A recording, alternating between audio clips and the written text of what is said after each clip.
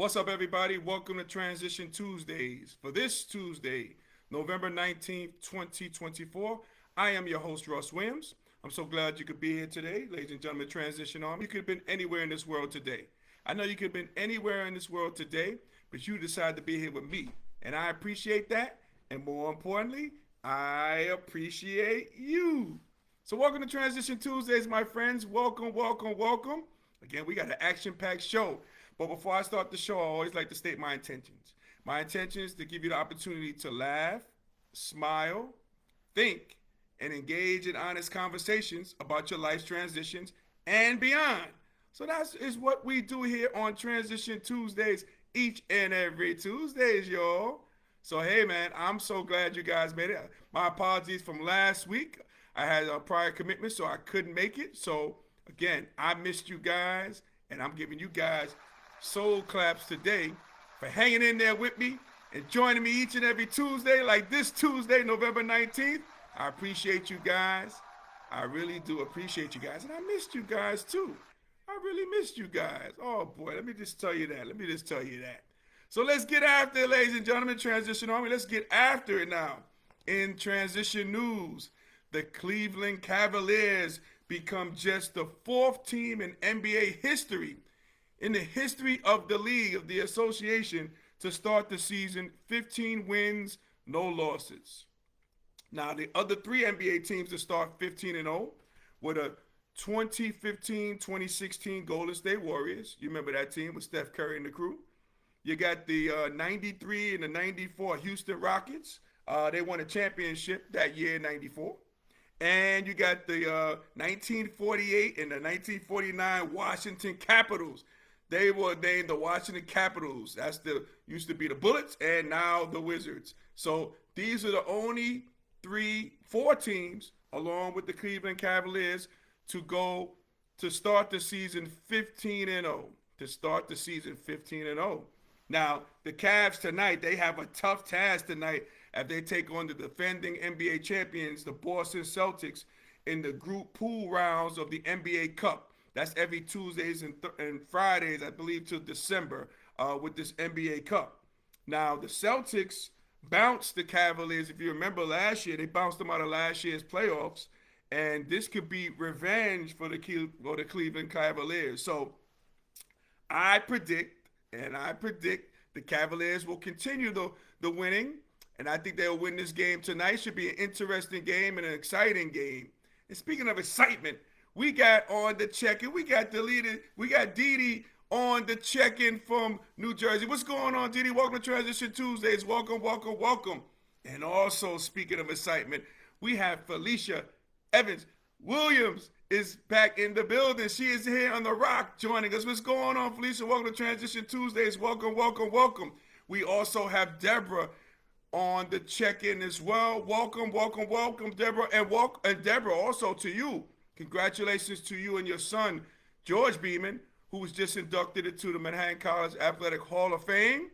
And again, shout out to you, Deborah, on this, what I'm about to say. George Beeman, the classy guy which he was, phenomenal player at Manhattan College. What does he do when he gets his award? He donates it, he dedicates it, he gives it to his mom, Deborah. That was a class act, and I was so glad I was there to witness that. So welcome, Deborah. Welcome to the show. Welcome, welcome, welcome. As Didi says, hi, sis, to Felicia. You guys can have a conversation while we're talking. No problem. That's what we do here on Transition Tuesdays. You join us, I shout you out. That's a guarantee. So let's say, okay, so we talked about the Boston Celtics, right? Again, I think they'll lose tonight. I think the Cavaliers will go 16-0 and continue to march. So let's have some fun, Transition Army. Let's have some fun right now. Can the Cleveland Cavaliers go undefeated this season at 82-0? Can that happen? Do you guys think that can happen? All right, that's the first question I have. Can the Cleveland Cavaliers go 82-0? Okay, I can answer that for you. No, that's not going to happen. That's never happened. I think the best record was 72-10. I think the Bulls were 72. The Bulls had the record first, and then the Golden State Warriors eclipsed that record. But no team has ever gone undefeated. All right? Undefeated, so I don't think that can happen. But we have some fun with it. Maybe it can happen. You just never know. you know. And also, my second question for the transition army was, or is, can the Cavaliers win an NBA title this year? So far, so good. I mean, they're up to a great start. I mean, they're up to a head start from the rest of the pack. You just never know. A lot of times, injuries might come into play as well. Chemistry. It looks like the Cavs have great chemistry. They got the new coach, Kenny Atkinson. So I don't know, man. You just never know. I guess we have to, you got to play out the season and everything. But I think injuries, like in any sports and sports in general, plays an important role in the success of a team, how far they can go. So, can the Cavaliers win the title? I don't know. We shall see. But right now, they got a great head start in the process. They have a great head start in the process. So, we'll see. We'll see on that one. But again, they play tonight, and I think they'll go 16-0. And I think they'll beat the Boston Celtics because they got revenge on their minds. Okay, they got revenge on their minds, and they're having a great season thus far. So, we'll see. We'll see. Deborah says, only if they put, I like this, Deborah. I like what you're saying. I'm going to put this out in the universe. Only if they put NBA George Beeman on that team. Absolutely, right? Yeah, he can sign as a free agent. I can see that. Yeah, I can definitely see that. Yo, NBA, look out for my guy George Beeman. Fresh off a Hall of Fame nod, man, from Manhattan College, man. Manhattan University, I should say now. Manhattan University. So, yeah, we shall see. We shall see. All right. So also what we have in transition news, we have the Jake Paul Mike Tyson fight that appeared on Netflix this past Saturday. Did you guys see that fight? You guys take a look at that. Did your Netflix kind of collapse? As Jake Paul said, he crashed the fight crashed the server. Did that happen to you guys? It happened to me. I'll talk about a little bit about that. But this particular fight on Netflix. Again, it was at Jerry's World where the Dallas Cowboys played. It was 82,000 people in attendance watching the fight. They had two great undercards. One was for a championship bout on the women's side. The two best women fighters, pound for pound, they were fighting. And the Spanish girl from Puerto Rico, she got robbed. Point blank, she got robbed with her eye was out to here. But she won that fight. But I digress. But that, so again, 82,000 people there in attendance.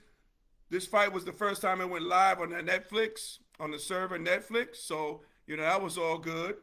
But a lot of people are unhappy because there are a lot of conspiracy theorists out there. A lot of conspiracy theorists out there about what went down. As Deborah says, that fight was crazy. It was crazy. It was crazy, Deborah. And again, there was many conspiracy theories out there. I'll go over a couple of them that I have written down here. So one conspiracy theory was Mike Tyson couldn't throw his signature uppercut punch. That's what Mike is known for. You ever play back in the days, Mike? Remember Mike Tyson's knockout? Punch out or knockout, I forget what it was. But anyway, his signature punch was the left uppercut. Okay, he hit you with that, you're seeing stars, the game is over. Okay, you're not recovering from that. So in this fight, not one of his signature uppercut punches was thrown. Looked a little fishy to me. Also, he didn't get a chance to throw his signature two to the body, one uppercut shot. He didn't do those things. These things didn't appear. What happened? Conspiracy theorists want to know. So these things didn't take place as well. Now, here's another conspiracy theory which a lot of people are saying. Let's see if anybody else is checking it. Which a lot of people are saying. They said this fight had to go to distance in order for Iron Mike to receive his $20 million purse. It had to go to distance. It was only 8 rounds, and it's 2 minutes per round, but it had to go to the distance for him to get his money. Now, again, I want to know about that too. I was shocked when I heard that. I heard somebody talk about that. I was shocked to see that. And then the other conspiracy theory was if the fight went 3 rounds or less, okay, 3 rounds or less, Mike Tyson would only receive a fraction of the $20 million purse. only a fraction of that. Probably like, I would say like 100,000, maybe 200,000 tops. So again, you know it had to go the distance so he can get his money. So the only thing this fight showed was Jake Paul and his most valuable promotions company, they can sell a fight. I mean, that was obvious. Again, it was on Netflix Live. 82,000 people were there in attendance to show that at Jerry's World in Texas. You know, this guy can sell a fight. He's the new P.T. Barnum, okay, as they're saying there, at 27 years old. And also, this fight showed that Jake Paul will make millions against, against somebody in his next celebrity fight. Again, it's going to make millions. I'm sure it's probably going to be on Netflix or where it'll probably go to the highest bidder, what have you. You know, these things can happen. So that's all this thing really showed as well. As Deborah says, wow, about are you saying wow about the conspiracy theories I just went over? And Deborah also said humiliating as well. Yeah, it was a little humiliating, but again, bottom line, Mike Tyson got his money. You know, he got his 20 million. Jake Paul got his 40 million. And also, who is another one I was just thinking about now too? Because I saw this on video. And if you guys see on video, one time they clinched up. And it looked like Jake Paul said to Tyson, okay, just ease up. And to affirm that, you can see Mike Tyson tapping Jake Paul on the shoulder like, okay, I got you. He confirmed that. And then from there, he didn't throw another punch, another solid punch. So he eased up. Again, conspiracy theory. Just saying. So, just saying. So Transition Army, 2 questions I got for you guys. Was the fight fixed in your eyes? Was it fixed already? And who should Jake Paul fight for his next fight? So let's take the first one. Was the fight fixed? I think it was. It had a very WWE vibes to it. We know who was going to be. It's probably scripted. I'm not saying it was fixed, but it was very scripted. I think it was very scripted in the process as well. So I think it was scripted. I don't know about fixed. I think it was scripted like WWE. And who should Jake Paul fight next? I know he's trying to make himself a reasonable fighter because now he actually fought a boxer, even though this boxer was an icon but 58 years old. But maybe the next person Jake Paul should fight should be somebody his age, to really take him seriously, I guess. I heard he talked about Canelo, Bud Crawford or somebody like that. Yeah, if you can get that fight, you could do that. And these guys could make millions doing that. But again, I think he'll stick to the script of the WWE vibes. You know what he should fight next? He should probably fight Hulk Hogan next or The Rock. Maybe somebody like that. Take to the same script that he had for this fight one of those guys, make millions, and most likely we probably will be watching as well. Very much so. So Deborah says yes, and Deborah says it was very suspect. Yes, very suspect, Deborah, and I can easily say it was very scripted.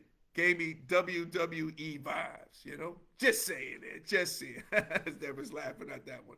So yeah, man. But it's entertaining, and that's what it was. And shout out to Mike Tyson. Hey man, sometimes you gotta stay with the script to get your $20 million purse. I ain't mad at you, Mike. I ain't mad at you one bit. One bit. So ladies and gentlemen, Transition Army, if we were able to make you laugh, smile, and think during this broadcast, my good friend, you have accomplished something major today. So celebrate your victory. Celebrate your victory. Okay? Make sure you do that. Please do. Please do. Celebrate that victory. Yeah, you got to celebrate your victory. Oh, my God. Wait a second. Celebrate your victory. Your victory. Being husband. Thank you. Celebrate your victory. This is a total surprise here, but we take surprises here on Transition Tuesdays. Mrs. Sweetness is in the building, as you guys saw. Let me get the DJ going on here. Hold on a second. That kind of threw me off here. Oh, my God. Hold on. All right, let's get it started. Okay, here we go. No. Okay, we'll go with that one. Hey. So, ladies and gentlemen, Transition Army, again, man, I want to thank you guys for the bottom of my heart for you watching our show each and every Tuesday. And you can watch this show and our past show on our YouTube channel, Transition Tuesdays. So please make sure you like and subscribe, okay? Make sure you do that. I really appreciate it. Man, I really appreciate it. And also another guy I appreciate. Wait a second. He just came in the building. We got the guy for the Pick and Pop podcast. We got ESPN's finest, Uncle Smoothie is in the building. What's going on, Smoothie? Welcome to Transition Tuesdays. Better late than ever, but I'm glad you're here, brother. I'm glad you're here. We carved out some space, Chris. We carved out some space. I love it. I live it. I love it. Yeah, Chris, we got us. Yeah, where's Uncle Smoothie's corner? Come on, Smoothie. Let's go. All right. So, guys, you can also follow me on Instagram if you haven't been following me already at Russ Will Transitions with an S. That's Russ Will Transitions. You can also catch me on TikTok, okay? We have a great time on that at Russ Williams 11. That's Russ Williams and the number 11, okay? Make sure you do that, okay?